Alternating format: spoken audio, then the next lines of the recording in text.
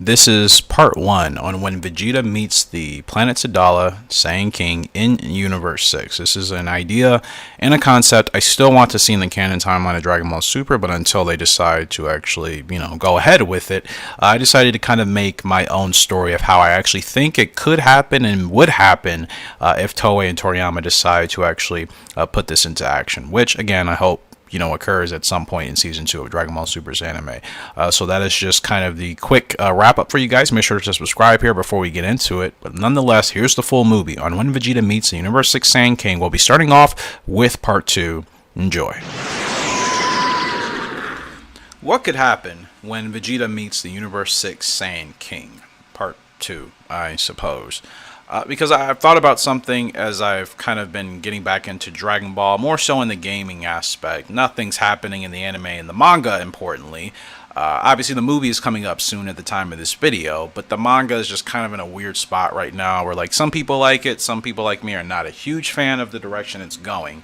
So, when it comes to Vegeta meeting the planet Sadala King in Universe 6, I do believe that there will be some sort of situation, at least, where there's going to be a test of strength at some point. Now, Vegeta's extremely powerful right now. I mean, he's definitely top 5 in the Dragon Ball multiverse, I think. If you want to look at all the other strongest fighters, regardless of what has happened in the past, I think as far as fighters that are still here to this day, and mortals, mind you, I'm talking about mortals. I'm not talking about deities or other beings that haven't acquired their power legitimately. I'm talking about your Goku, your Vegetas, your Friezas, your Jirins, so on and so forth. Vegeta's definitely up there. So I think, without a shot of a doubt, he's going to be stronger than everybody else on planet Sadala unless they have some secret that we don't know about, or Toriyama and Toritaru decide for the anime and the manga respectively that they want to include a new Saiyan in Universe 6's planet Sadala that's on the level of Goku and Vegeta. Kale, Caulifla, they had their spotlight. Kabe was never meant to be stronger than Goku or Vegeta. He was meant to give a little bit of a show with Vegeta in the Universe 6, Universe 7 tournament. But outside of that, he was never written as a character to be stronger than either of those two. You know what I mean? So I think when Vegeta shows up on that planet, there will be a slight test of strength. Maybe some cocky, arrogant Saiyans on Universe 6 will try to test him and prove that they're stronger than what they think. They're not going to understand how strong Vegeta is because, let's be honest, when you look at Vegeta and his demeanor, from somebody that is probably not aware of who he is and not aware of the Universe 7 Saiyans, you don't really comprehend how strong Vegeta is. He's very poised, he's very confident. Vegeta's not too much of a talker. He's really not. Vegeta will stand there with his arms crossed and just kind of watch stuff happen, right? So we've seen it happen. People have underestimated him, Goku, but since we're talking about Vegeta, you can totally see some arrogant Universe 6 Saiyans looking at him thinking, oh, this guy thinks he's hot, you know what, and he's really not. Let's go teach him a lesson. And then Vegeta knocks them all out, with the punch or just hits them in the gut, whatever it is. That's such a Vegeta thing to do. I mean, you look at what he did to Kabe in that tournament once he turned into Super Saiyan Blue. One gut check, Kabe's out of Super Saiyan, and he's done. You know what I mean? Vegeta is extremely powerful, and I could totally see a display of strength being one of the main things that happens once he visits planet Sadala. And again, you have to consider that these Universe 6 Saiyans are not really going to know about Vegeta too much. Kabe did mention that he was going to go home and tell the planet Sadala King about Vegeta, but he didn't mention anything about telling the other Universe 6 Saiyans. And personally, I'm not sure if I see Kabe doing that. In one essence, I could see him saying, oh yeah, Universe 7 has this strong, Saiyan. That's cheesy, corny, Kabe, right? That is something he would do. But at the same time, if he truly just wants to focus on the more important things of Vegeta meeting his king and so on and so forth, then I could also see him just kind of keeping that, to himself. And then obviously Kale and Caulifla, maybe even his mentor Renzo, and then not obviously telling the rest of, planet Sadala. So it could go either way. But with that being said, like I said, I don't think a lot of Universe 6 Saiyans at this point know about Vegeta and Goku respectively. I don't think so. It's not going to surprise me if they make that a thing and then put that into the story at some point in the future. But I think currently, as of today's timeline, I still think a majority of Planet Sadala is pretty unaware of the other Saiyans in Universe 7, especially when it comes to their power as well. And I think that's going to be revealed once we finally go to Planet Sadala, and I sincerely hope that is still going to happen, especially once Dragon Ball Super's anime does return, or even in the manga. It doesn't necessarily have to be in the anime. Toritaro could very well do it in the manga, and we could have that happen. So in the comment section below, let me know your thoughts in regards to this, whether or not you agree or disagree, and how you think the things would actually go down. Welcome back to part 3 of When Vegeta Meets the Universe 6 Saiyan King. If you haven't checked out the first 2 parts, I'll link those in the description box and the comment section below. So this is just a short mini series I've wanted to do because this is one of the things I'm most excited for, and I'm really hoping Toriyama and Toei fall through with taking us to Planet Sadala. You don't tell Dragon Ball fans there's a whole nother planet, I should say, of Saiyans in a different universe, and then we never get to see that universe. You don't put all that in there. I believe in foreshadowing. I've been a big advocate of that. When it's going to happen, I don't know. So I do think they'll follow through. But part 3.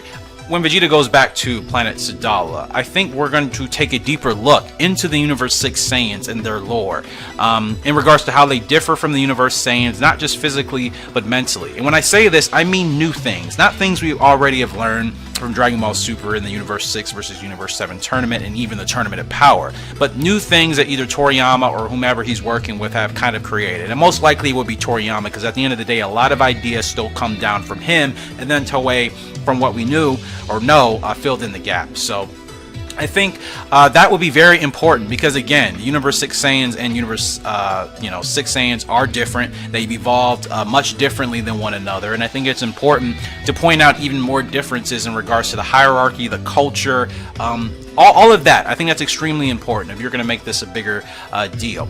And one thing I think is extremely important for them to also zero in on, based off of what's been shared with us so far, is a deeper look into the Planet Sadala Defense Force, featuring Kabe and his mentor Renzo, explanations on how they were able to rise up to the occasion and defend their planet, whether they had any invasions or whatnot that could have threatened Planet Sadala, or just simply taking us out on one of their missions or their excursions, because Kabe really admired his mentor Renzo, and I know that's probably something that a lot of fans just kind of overlooked, but he showed a serious amount of admiration, which tells me that Renzo was probably a very honorable, formidable, and tough Saiyan warrior in the heat of battle, because if he's able to have motivated a troop, a soldier like Kabe, to look up to him and with such admiration, Kabe's probably not the only Saiyan on that planet in the Planet Sadala Defense Force that looked at Renzo the same way. And I think a Saiyan soldier like that, a Saiyan, whatever his rank would have been, Lieutenant,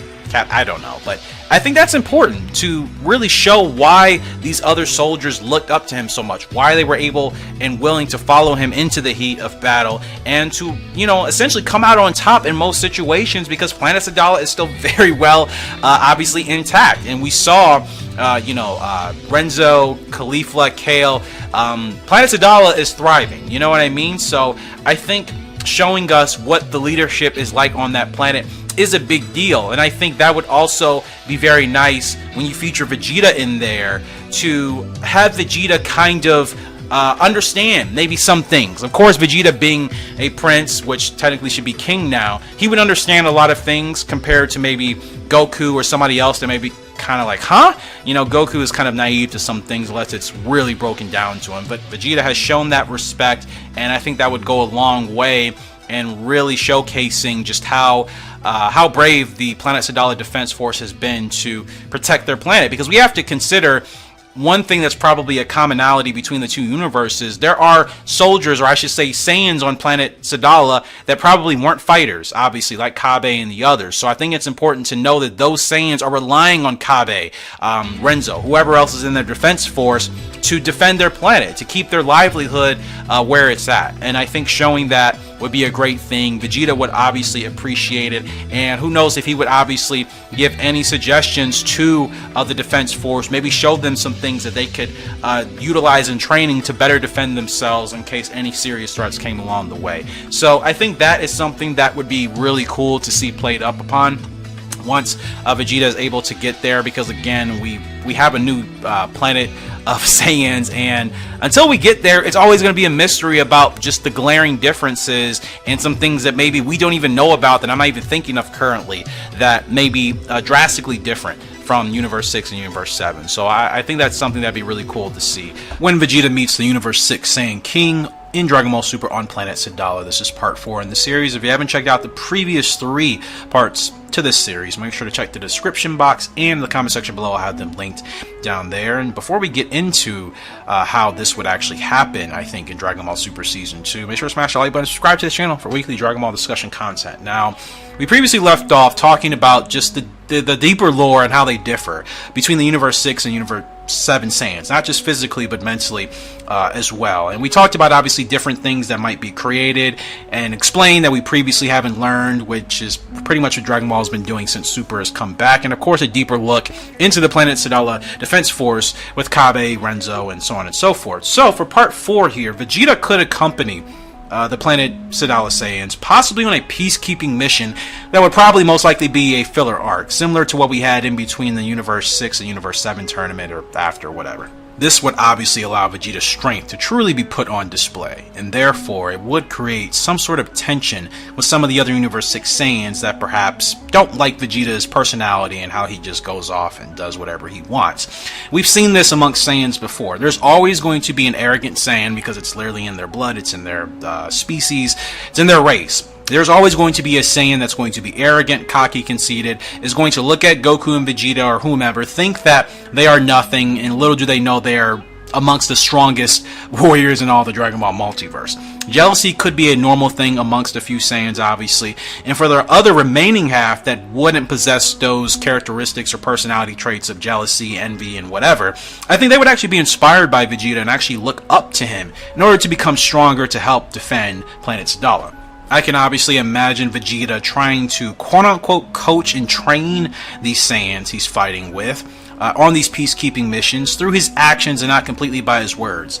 We know that Vegeta obviously does drop tidbits of very good advice and I would say inspiration, like he did with Kabe during the Universe 6 versus Universe 7 tournament, and even in the Tournament of Power. He's not as much of a talker as I think Goku is, but Vegeta keeps his words short and sweet, and he always says the most meaningful things that he believes is going to get the best out of whomever he's coaching, training, whatever. So when I say that, I could obviously see him doing more of coaching through actions, which means fighting, showing characters, you know, obviously these Saiyans, how to evolve, how to better handle their power, their strength, how to be smarter in battle. Whether people have acknowledged it or not, which you should by now if you consider yourself a true Dragon Ball fan, Goku and Vegeta both are extremely intelligent on the battlefield. Yes, they've made their mistakes, but they both fight very smart. Obviously, it's in their blood, and they've been doing it for a very long time, and I would say most of the Saiyans we have come into,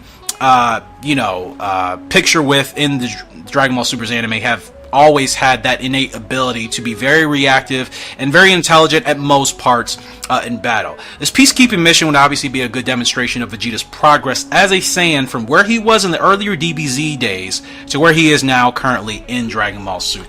Because at the end of the day, out of all the Saiyans that are still alive and currently in the show, Vegeta has had the most progressive character development out of anybody. I would say probably even amongst any other Saiyans that aren't even Saiyans as well. He's evolved and progressed so well, and I absolutely love Vegeta nowadays than where he was back in the day. It's weird to me, and I always bring it up because I still see comments. People are like, Vegeta should go back to how he was. It's like, why would you want a character that you claim is probably your favorite character in Dragon Ball, why would you want him to go back to a state where he was considerably weaker than Goku? He was getting shafted every single time, and not to mention he was always actually getting himself into trouble because of his arrogance.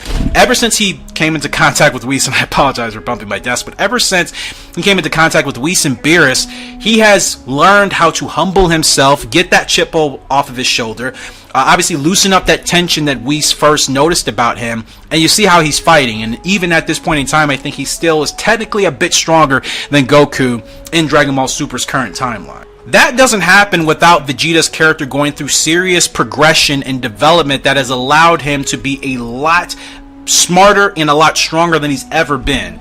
So can we stop saying we want Vegeta to go back to the old days? Because you're saying you want Vegeta to be a weaker, maybe more savage version of himself, but again, why would you want your character to be weaker and then be a savage? It doesn't make sense. If he's going to be a savage, he's got to be full out, like DBZ Broly type of savagery, where he's extremely powerful and he just doesn't care about who he's, beating, destroying, whatever.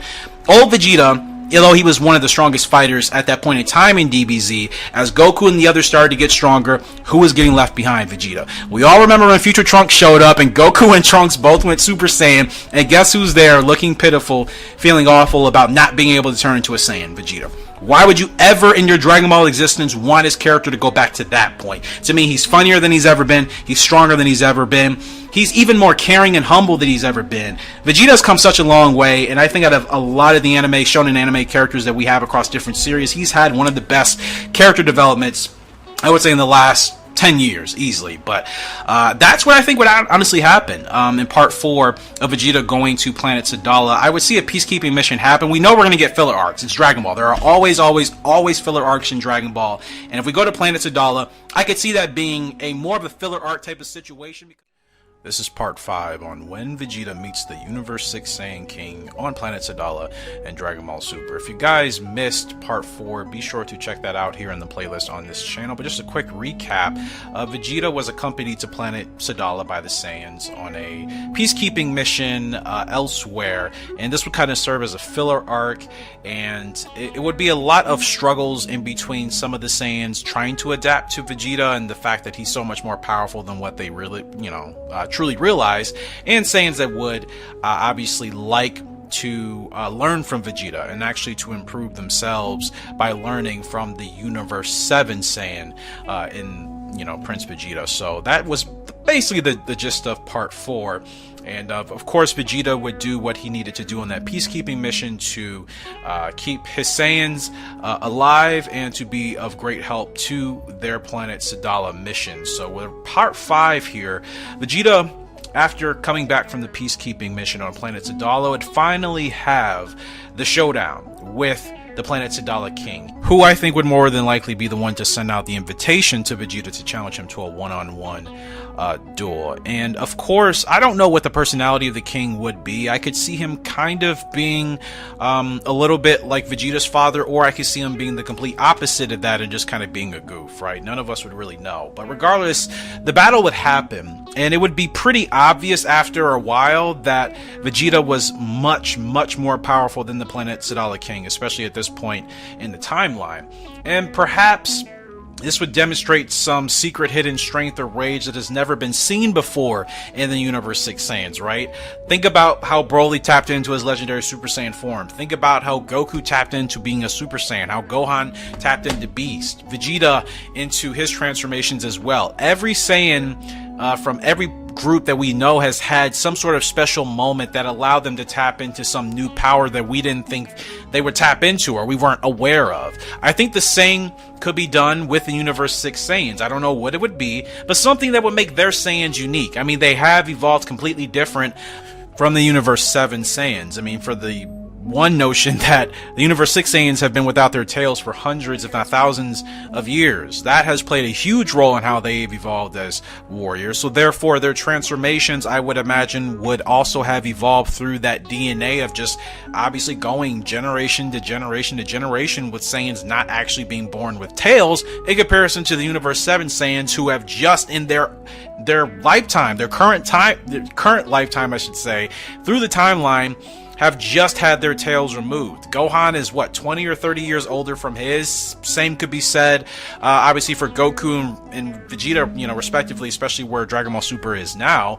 That is a big difference. Who knows what type of transformations outside of the traditional Super Saiyan ones that are pretty common between both of the Universe Saiyans. Who knows what else could happen in a transformation from a Universe 6 Saiyan like the planet Sadala King in some sort of rage form that maybe has been fan service that we've seen across the the various Dragon Ball worlds, and that could end up being a main pipeline of what you focus on for Universe 6 Saiyans going forward. I mean, it's not out of the realm of possibility. We have seen much stranger and just kind of weirder things in Dragon Ball Super. Anyways, that is what I think would actually happen, though, if that were to come to fruition. We know Dragon Ball, Toei, they're big on marketing. They are going to always Always find ways to make new transformations, new techniques, new whatever, just so they can sell more merchandise. And another transformation for a Universe 6 Saiyan, I think, would be very easy to get done in this story. Welcome back to When Vegeta Meets the Universe 6 Saiyan King on Planet Sadala. This is part 6 and the final part in this short mini-series. I appreciate you guys for the love and support on it. Without further ado, let's get right back into the story. We left part 5 off with the Planet Sadala King essentially tapping into a new transformation that would obviously be fan service, but still something unique to pay some respect to the Universe 6 Saiyans, and most importantly their Saiyan King, a transformation that would more than likely obviously incorporate some attributes of those Saiyans not having their tails for hundreds if not thousands of years in their Saiyan's evolution. So we witnessed that happen between the sparring session with Vegeta and the Planet Sadala King. Now, obviously, this new transformation was temporary and did not put the King on a level to go toe-to-toe with Vegeta for a very long time. So in part 6, essentially, we would actually get the real showdown. That was just kind of a warm-up match because, most importantly, I don't think the Planet Sadala King is actually as strong as the actual fighters that are going to these bigger battles, which is Kabe, Caulifla, and Kale. I think they are obviously the strongest, legitimate strongest fighters of their entire planet until Dragon Ball and Toei or Toriyama says otherwise, and you know, whatnot. So I would believe that even with a Vegeta versus Planet Sadala King showdown, Universe 6 Saiyan King showdown, whatever, I still believe that Kabe and the others are going to be stronger than that King, despite that new transformation. So we have Vegeta and Kabe squaring off in another rematch, similar to the Universe 6 versus Universe 7 tournament. Only this time, Kabe has displayed an immense increase